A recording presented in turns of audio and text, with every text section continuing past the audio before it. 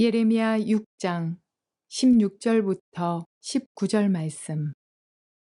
여호와께서 이와 같이 말씀하시되 너희는 길에 서서 보며 옛적 길 곧 선한 길이 어디인지 알아보고 그리로 가라.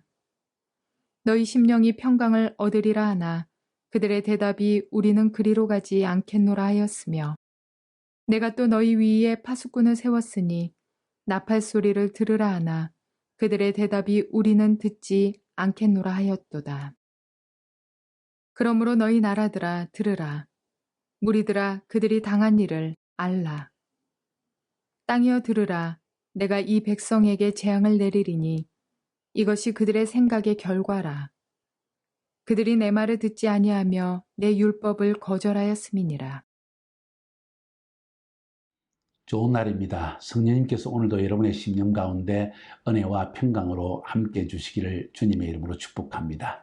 오늘은 나팔절 6번째 시간입니다. 그 중에서도 나팔절의 의미에 대해서 알아보는데 네 번째로 그 의미를 알아보려고 합니다. 나팔절은 한마디로 말해서 회개의 날이라고 할 수 있습니다. 경고의 날이라 그랬죠. 왕이 오시는 날이라 그랬죠. 여러 가지 말씀을 드렸는데 오늘 네 번째 시간은 회개의 날입니다.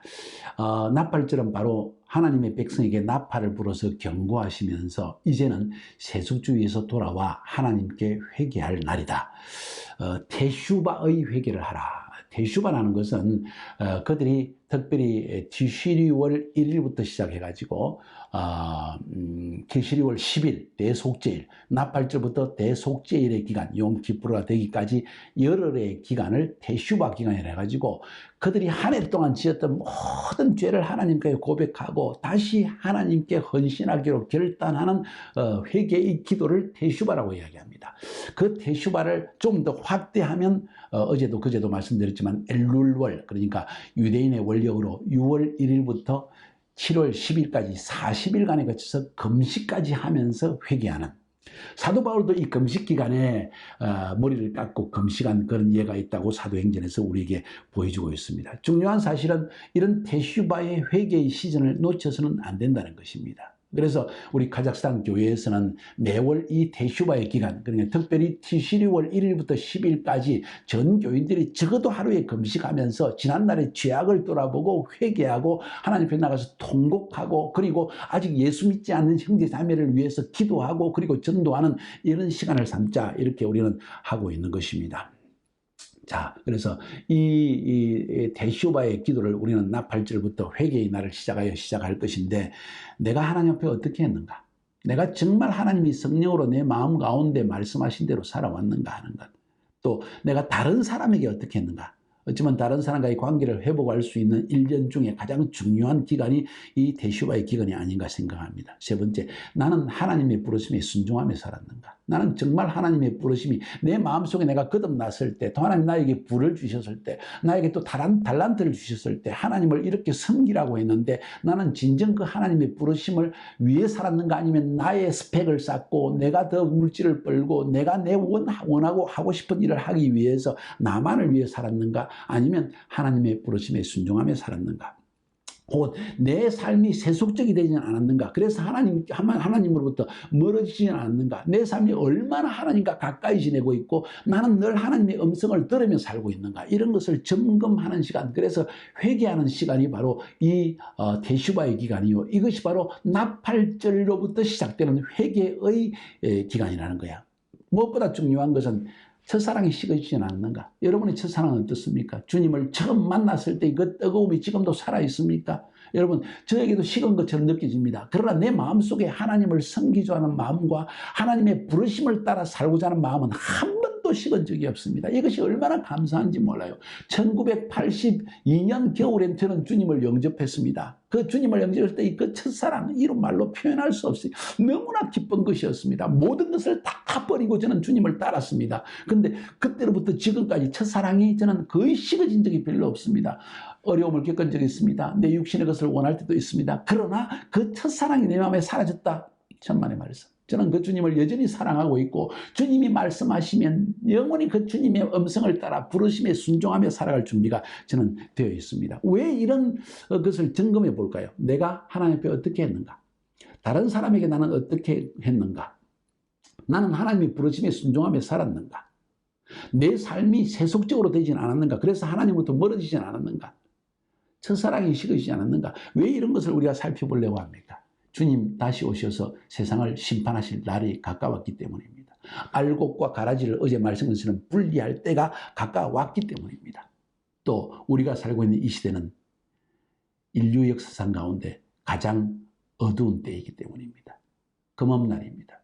7월 1일 원력으로 1일은 항상 어두운 날, 초생달이 뜨기 직전에 어두움이 가장 가득한 때, 복음을 전파하기 가장 힘든 때, 예수 믿으라고 전해도 사람이 우리를 비웃는 때, 그래서 정말 하나님을 믿기가 힘든 때, 또 예수 믿는 사람들도 그 신앙을 유지하기가 힘든 때, 너무나 세상적인 유혹이 많고 세상의 모든 직장들이 우리를 종으로 삼아서 우리에게 시간도 없고 피곤에 지치도록 만드는 이때, 가장 어두운 때라는 거예요. 성경에 보니까 예수님이 십자가에 죽으시고 3일 만에 무덤에서 일어나셨을 때 극심한 어두움이 임하였다. 이런 어두움이 오늘 이 세상을 완전히 덮고 있다고 저는 그렇게 생각합니다. 그래서 이 특별히 나팔절부터 시작해서 욤키푸르가 오는 그 기간 동안, 이 테슈바의 기간 동안 우리는 정말 주님 앞에 나가서 기도해야 될 것입니다. 그리고 그날 이 나팔절의 기간 동안에 하나님께 막 회개하면서 이런 그 타쉬릭이라는 예언적 행위도 할 수 있기를 바랍니다. 이건 뭐냐? 이 특별히 이 나팔절 기간에 그날 저녁에 우리들의 죄가 용서함을 받았다는 것을 상징하기 위해서 돌을 집어서 바다에 던지는 것을 타쉬릭이라고 합니다. 집어 던지는 거예요. 그래서 당신의 생애 모든 죄가 다 용서받았다. 나는 주님 앞에 돌아왔다. 나는 이제 세속주의에서 벗어났다. 주님이 나의 모든 죄를 용서하셨고 나는 다시 마음을 새롭게 하여 주님을 섬길 것이다 하는 결단과 또 확신과 믿음의 돌을 바다에 던지는 거예요. 여러분 오늘 바다에 한번 던져보세요. 강물이라도 던지세요. 되도록이면 큰 돌을 짚고 그냥 완전히 빠져버리게 던져버리세요. 미가서 7장 18절 19절에 보면 그런 비슷한 내용이 있습니다. 주와 같은 신이 어디 있으리까? 주께서는 죄악을 사유하시며 그 기업의 남은 자의 허물을 넘기시며 인내를 기뻐하시며 노를 항상 품지 아니하시나이다. 다시 우리를 긍휼히 여기셔서 우리의 죄악을 발로 밟으시고 우리의 모든 죄를 깊은 바다에 던지시리로다. 우리 모든 죄를 깊은 바다에 던지시리로다. 할렐루야. 뭔 이야기입니까? 하나님께서 이 나팔절의 시즌에 타시이라는 예언적 행위를 통해서 우리 죄를 씻어버리신다는 것을 다시 한번 여러분이 예언적으로 한번 해보라는 거예요.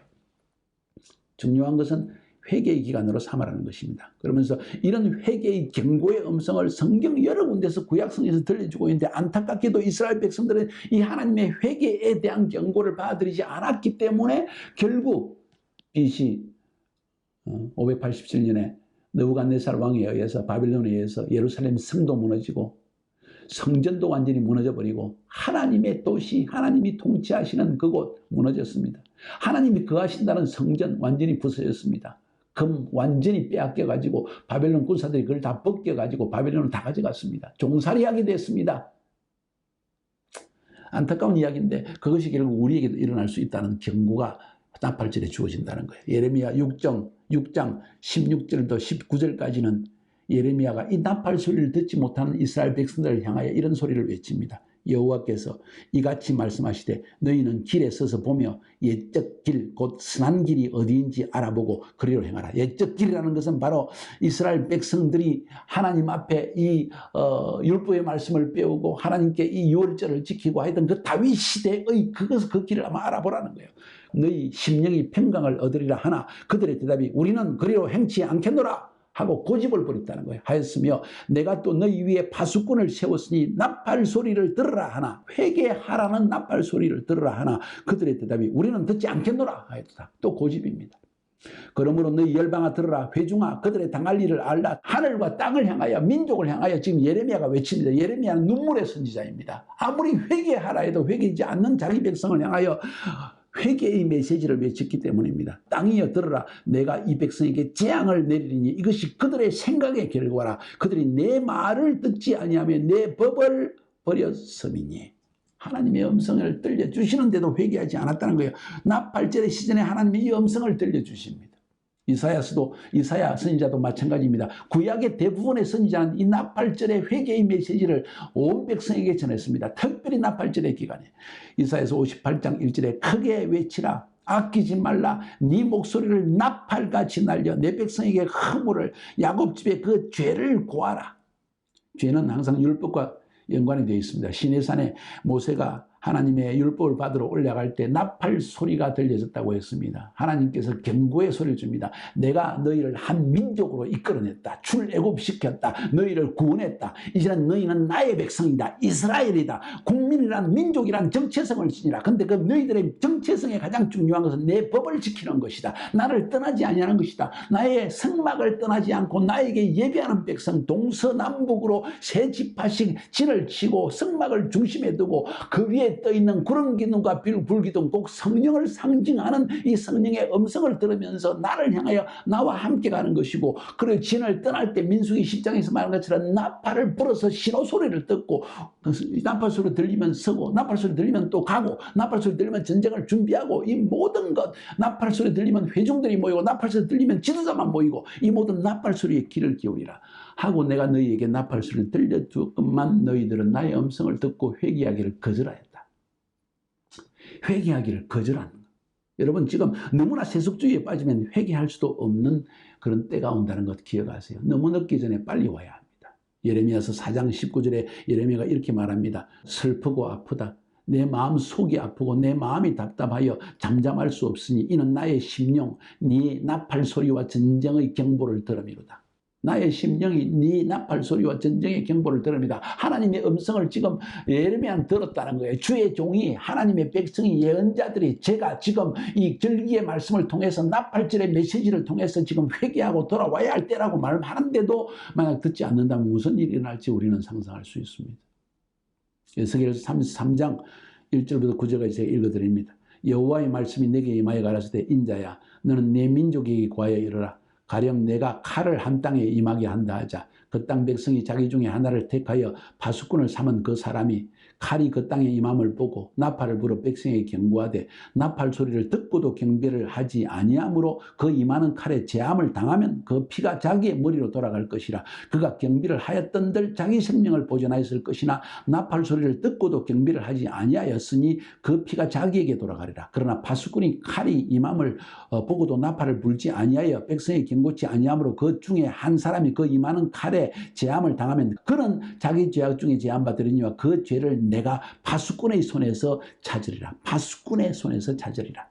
인자야 내가 너로 이스라엘 족속의 파수꾼을 삼음이 이와 같으니라. 그런즉 너는 내 입의 말을 듣고 나를 대신하여 그들에게 경고할지어다. 가령 내가 악인에게 이르기를 악인아 너는 정녕 죽으리라 하였다 하자. 네가 그 악인의 말로 경고하여 그 길에서 떠나게 아니하면 그 악인은 자기 죄악에 죽으리니와 내가 그 피는 네 손에서 찾으리라. 그러나 너는 악인에게 경고하여 돌이켜 그 길에서 떠나라고 하되 그가 돌이켜 그 길에서 떠나지 아니하면 그는 자기 죄 중에 줄이니와 너는 네 생명을 보존할 것이다. 파수꾼의 임무를 이야기합니다. 저는 파수꾼의 심정으로 이 절기의 메시지를 여러분에게 전하고 있습니다. 오늘 파수꾼의 심정을 가지고 메시지 전하는 많은 종들이 지금 나타나기 시작하고 있습니다. 마지막 때가 가까웠기 때문입니다.